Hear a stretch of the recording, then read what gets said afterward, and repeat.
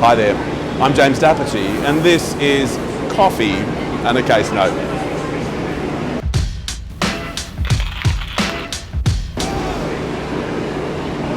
Team, today's the end of the year, so the coffee's been slightly rejigged to be a bit festive, but today we are going to talk about a falling out between two natural persons who are part of a joint venture. And what happened when these natural persons fell out is they entered into a deed. And what this deed is designed to do is to appoint independent new directors in place of our former natural persons, so that those new directors can come and take control of the various companies, sell the relevant assets in an arm's length transaction, and basically exit everyone out after we liquidate the money, right? This deed of mandate, as it may sound from its name, also empowers the directors to do fairly specific things and to exercise their powers in specific ways.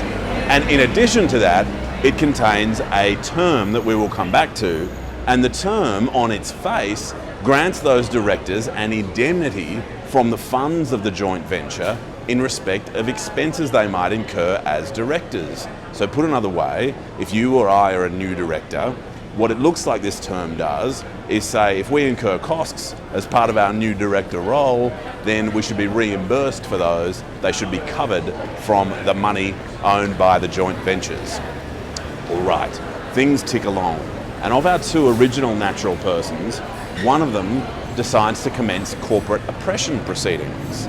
And this disappointed former joint venture member sues his other former joint venture member, the corporate entities related to that former partner, if we use the word partner in a loose sense, the corporation that they used to own together, or the corporations they used to own together, and also the new directors. So the new directors are defending this oppression claim.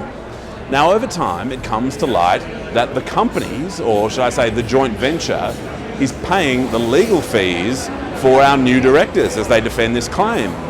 And what our disappointed, frustrated former joint venturer does is make an application for an interlocutory injunction preventing the company from paying those new directors' legal fees. Now, do you remember that term I referred to before?